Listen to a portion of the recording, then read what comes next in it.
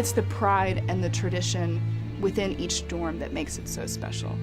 That each dorm has its mascot and inter-hall teams, that each dorm prays together, has mass every Sunday and throughout the week together, really builds and fosters this sense of community that I don't think you can find anywhere else. That's Claire Charbonnet, a recent graduate and former resident of Cavanaugh Hall. And I'm Father Mark Poorman, Vice President for Student Affairs at the University of Notre Dame.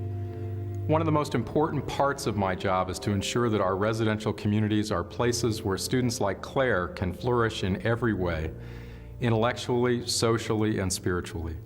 Because at Notre Dame, dorms are more than simple residences. They're lively Christian communities in which students live and learn, study and play and worship together.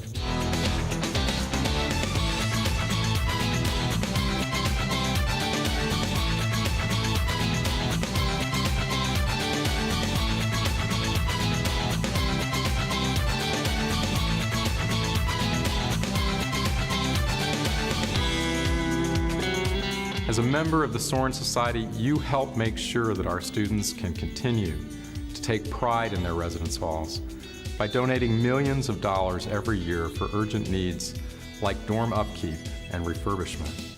In fact, with your continued assistance, we're undertaking the first comprehensive dorm renovation project in Notre Dame history, a project intended to keep our halls welcoming and efficient and capable of supporting the treasured community life that has long been a hallmark of Notre Dame. But don't take my word for it. No one has a better idea of what our residence halls need than the Charbonnet family, who have a unique perspective on dorm life, one that spans 2 generations.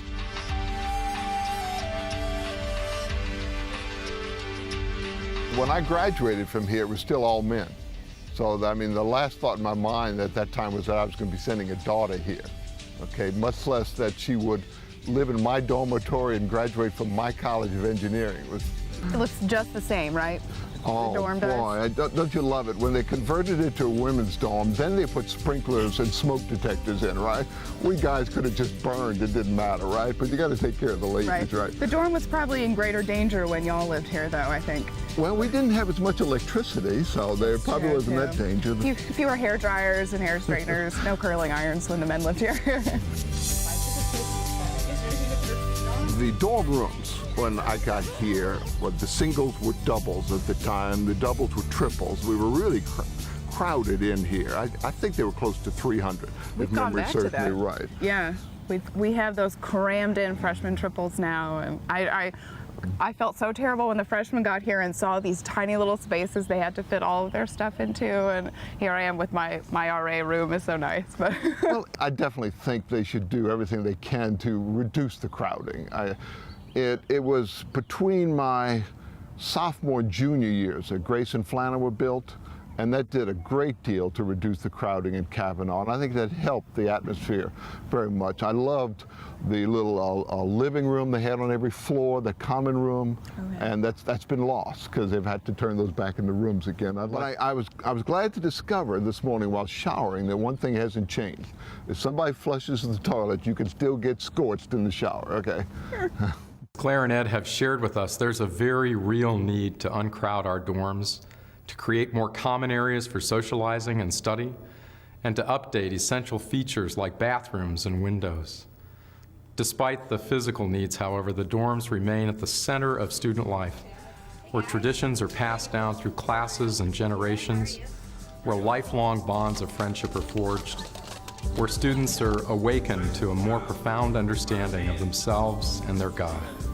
I thought the Christian brothers did a pretty good job with me in high school, but those next 4 years here were so expanding into an adult view of the spirituality and the very personal, friendly God who is part of my life and not something I need to fear. I think that one of the things you have given me is that through our sharing of the Notre Dame experience together the last 4 years, I've come to know you a lot better.